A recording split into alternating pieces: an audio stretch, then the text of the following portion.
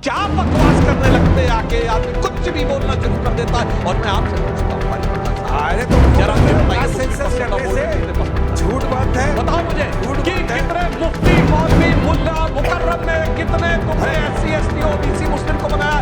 मैं बताता हूँ, हमारी साध्वी निरंजन ज्योति सिर्फ मंत्री थी, वो सिर्फ OBC में नहीं आती है, वो महामंडलेश्वर थी। बोलो, अरे सुनो मेरे भाई, मैं बता रहा हूँ, महामंडलेश्वर बता रहा हूँ।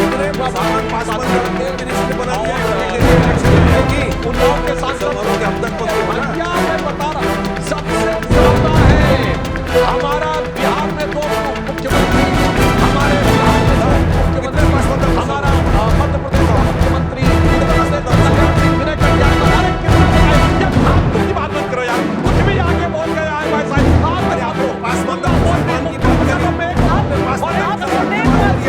मुसलमानों की चिंता हो गई है। सुधांशु त्रिवेदी, अब उन्हें पसंदीदा मुसलमानों की वो बुलडोजर, अच्छा आपने ये भी जरा याद दिला दो ना कि ओवैसी जी ने जो बुलडोजर पॉलिटिक्स के ऊपर कहा था, जरा वो भी पब्लिक को बताओ कि कितनी गंदी असंवैधानिक पॉलिसी है ये। बिना कोर्ट कचहरी के ऑर्डर को फॉलो किए, बिना कायदे कानून का पालन किए, बिना नोटिस दिए, किसने आपको इजाजत दिया बुलडोजर से घरों को उड़ा दो मुसलमानों के?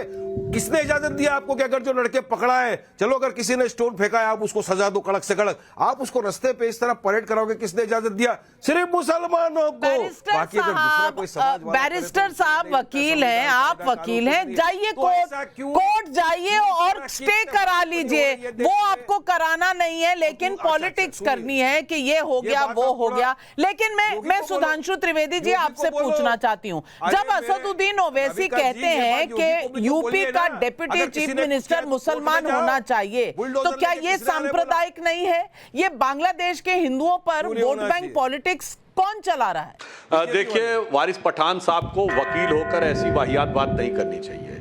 यदि इस समय कोर्ट में आप लोग गए, उस समय केवल नाम लिखने पर तो कोर्ट ने पक्ष में डिसीजन दे दिया। ये जितने बुलडोजर चल रहे हैं सब इलीगल कंस्ट्रक्शन थे। एक भी लीगल होता तो कोर्ट से स्टे ले आते। ये इस बात का प्रमाण है कि अपनी अपनी सेकुलर सरकारों के दामने रहमत में कितने इलीगल कंस्ट्रक्शंस करवा के रखे थे, इसलिए एक में भी कोर्ट से इनको राहत नहीं मिलने पाई। अब दूसरी बात मैं कहना चाहता हूं, एक गंभीर बात नाविका जी। देखिए, जो बटने और कटने की बात है तो मैं दर्शकों के लिए कह रहा हूं, वारिस पठान के लिए नहीं। आपने कभी असदुद्दीन ओवैसी को सुना कि वो ये कहे कि मुझे तेलुगु में बोलना है, या कभी बदरुद्दीन अजमल असमिया में बोलने के लिए कहे, या कभी महबूबा मुफ्ती कहें कि मुझे कश्मीरी में बोलना है, या मौलाना मदनी कहें मुझे तमिल में बोलना है? भारत में भाषाओं की विविधता है, हम विविधता का सम्मान करते हैं, पर हमें विविधता में विभाजकता पैदा करके लड़ाया जाता है। इसमें आप नहीं लड़ा सकते, सब एक साथ हैं। आपको केरल और तमिलनाडु में जाकर भी उर्दू के साइन बोर्ड दिखाई पड़ेंगे। यह है न बटने का तरीका, और वो उनका सही है, इसमें कौन सी गलत है? आप किसी मुसलमान को खड़ा करके दिखा दिए, किसी मुस्लिम देश में कम्युनिस्ट नहीं रिवॉल्यूशन नहीं हो पाई, किसी मुस्लिम गरीब को आप अमीर के खिलाफ नहीं खड़ा कर सकते, किसी मुस्लिम अंसारी, बेहना, कसाई, गद्दी, घोसी को शेख सैयद के खिलाफ नहीं खड़ा कर सकते। क्योंकि यह है, जब आप एकजुट रहते हैं तो आप 20% होकर भी भारी पड़ते हैं, और आप 60% होके तो कयामत कर देते हैं। दूसरी तरफ इनकी क्या है टेंडेंसी? 20% अपना है, 80 टुकड़े करना है, टुकड़ा टुकड़ा करके ये करने का रखना। इसलिए मैं दर्शकों से कहता हूं, बड़ी गंभीरता से सोचिए, उत्तर दक्षिण में लड़ना है। कर्नाटक के मुख्यमंत्री मंत्री ने कहा था, DK सुरेश ने, कि हम ज्यादा टैक्स देते हैं, हमें अलग हो जाना चाहिए। उत्तर भारतीय और मराठी में लड़ना है, तमिल और हिंदी में लड़ना है, अगड़े पिछड़े में लड़ना है, और सवर्ण और दलित में लड़ना है, खूब लड़ना है। अरे सुनिए, मगर टुकड़े, बड़ा आरोप वारिस पठान जी, बड़ा आरोप। आपको अपना 20% सुरक्षित रखना है, 80 में आपको बांटना है। क्या यही पूरी पॉलिटिक्स है? दोनों चीज का मैं जवाब देता हूं। सबसे पहले, सुधांशु जी इतने विद्वान आदमी है, राज्यसभा के मेंबर है, इतना झूठ बोलते हैं।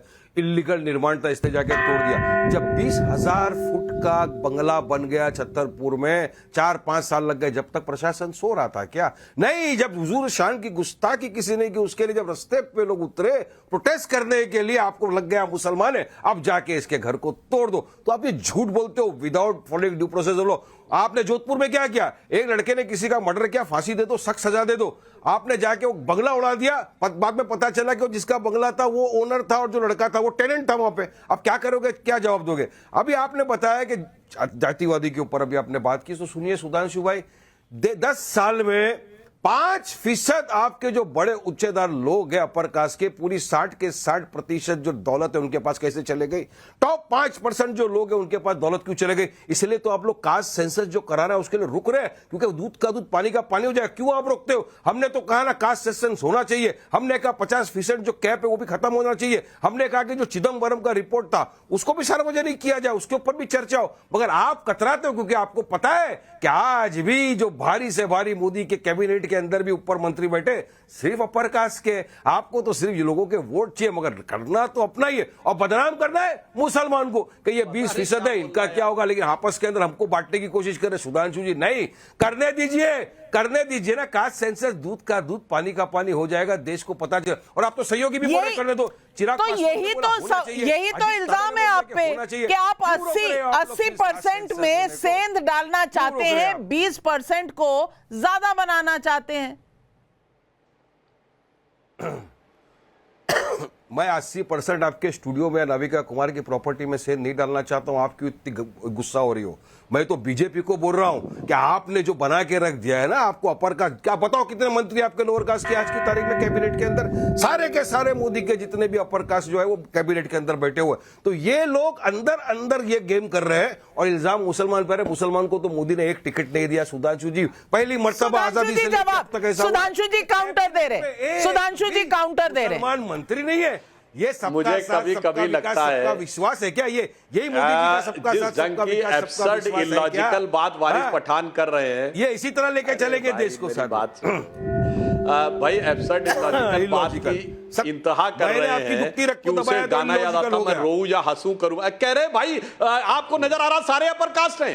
भारत के इतिहास में सबसे ज्यादा ओबीसी मिनिस्टर है तो इस समय हमारे यहाँ ये बताइए बड़े बड़े मंत्रियों में भूपेंद्र यादव धर्मेंद्र प्रधान की कास्ट क्या है कुछ पता नहीं क्या? हम चले आते हो मोदी जी इस समय देश के प्रधानमंत्री हैं, उनकी कास्ट नहीं पता क्या? अनुराधा पटेल की कास्ट नहीं पता, बीएल वर्मा की कास्ट नहीं पता, एचपी सिंह बघेल की कास्ट नहीं पता। क्या बकवास करने लगते हैं आके, आदमी कुछ भी बोलना शुरू कर देता है। और मैं आपसे पूछता हूं वारिस पठान साहब, अरे तो क्यों जरा मुझे बताइए मुस्लिम पर्सनल लॉ बोर्ड में कितने पसंद है? झूठ बात है, बताओ मुझे कि कितने मुफ्ती मौलवी मुल्ला मुकर्रम में कितने तुमने एससी एसटी ओबीसी मुस्लिम को बनाया? मैं बताता हूं, हमारी साध्वी निरंजन ज्योति सिर्फ मंत्री थी, वो सिर्फ शेड्यूल कास्ट और ओबीसी में नहीं आती है, वो महामंडलेश्वर भी है।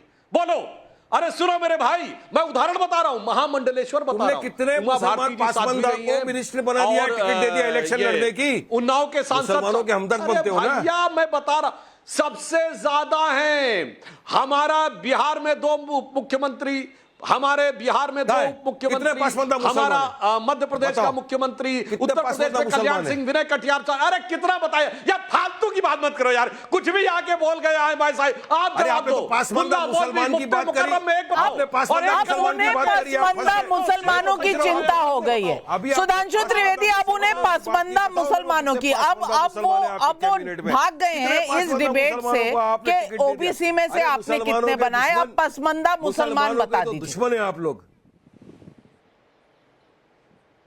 अब मैंने मांगा अगर डेप्यूटी सीएम होना चाहिए यूपी में तो क्या गलत बोला? चलिए बताइए मेरे को, बनना चाहिए नहीं? अरे ये भी नहीं देंगे, ये भी नहीं देंगे, हम तो बीच में नहीं, ये भी नहीं देंगे। आप दोनों के रजिया गुटों में फंस गए। चलो संविधान के हिसाब से चलेगा कि नहीं? क्या गवर्नमेंट? नाविका जी एक बात मैं कहना चाहूंगा, सुनिए, देश संविधान के हिसाब से चलेगा। नाविका जी मगर एक बात इससे मैं मजेदार संख्या भारी उसकी उतनी, इन्होंने कहा डिप्टी सीएम होना चाहिए, क्यों मुसलमानों को भी नहीं बनाया जाता डिप्टी सीएम? सुन लीजिए, डिप्टी चीफ मिनिस्टर बन रहा है, डिप्टी चीफ मिनिस्टर बन रहा है, सुन लीजिए, तरफ बोल रहा हूँ भाई, सुन लीजिए, सुनिए कहाँ बन रहा है? चलिए बताइए कहाँ। अरे भाई, जिसकी जितनी संख्या भारी उसकी उतनी हिस्सेदारी। और हकीकत यह है कि सबसे ज्यादा जमीन सरकार के बाद है तो वक्फ बोर्ड पे, हिंदू मंदिरों पे नहीं है। क्या बात करते हैं, जिसकी जितनी संख्या भारी उसकी उतनी भागीदारी, किसने किसकी भांजी मारी ये भी दिखाई पड़ रहा है। और सुनिए वारिस पठान साहब, आपके असदुद्दीन ओवैसी साहब ने तो इससे पहले बोला था कि एक दिन ऐसा आएगा कि मैं चाहता हूं एक हिजाब वाली महिला इस देश की प्रधानमंत्री बने। ठीक है, तो मैं पूछना चाहता हूं, अगर आपके ख्यालों ख्वाबों में वो हिजाब वाली महिला प्रधानमंत्री बन गई और उसके शौहर ने तय कर लिया मुझे दूसरी शादी करनी है, तो ये प्राइम मिनिस्टर के स्पाउस का जो स्टेटस है वो तो मिलेगा उसके पति को, वो जो दूसरी वाली पत्नी होगी उसको क्या स्टेटस मिलेगा? फिर उसने सोचा कि मुझे तीसरी शादी करनी है, तब क्या होगा मेरे भाई? तो अभी और अगर अभी सुनिए, आपको मिर्ची लगेगी, अभी मिर्ची लगेगी, प्राइम मिनिस्टर उनको क्या स्टेटस मिला है? जिनको हमारे भाई, जिनको विश्वगुरु ने छोड़ दिया है, उनको क्या स्टेटस मिला है? मेरे को बताओ ना। अभी मैं बोलूंगा आपको मिर्ची लगेगी, अभी विश्वगुरु की बात होगी, अभी भैया मैं तो आपसे कह रहा हूं ना कि आपके यहाँ तो वो तलाक दे देगा और वो अरे भाई हमने तो बोला है हिजाब वाली हमारी बहन एक दिन बनेगी, इंशाअल्लाह उन्होंने कहा था, मगर या तो माशाअल्लाह दिखाई पड़ेगा अगर ये सीन हो जाता है तो।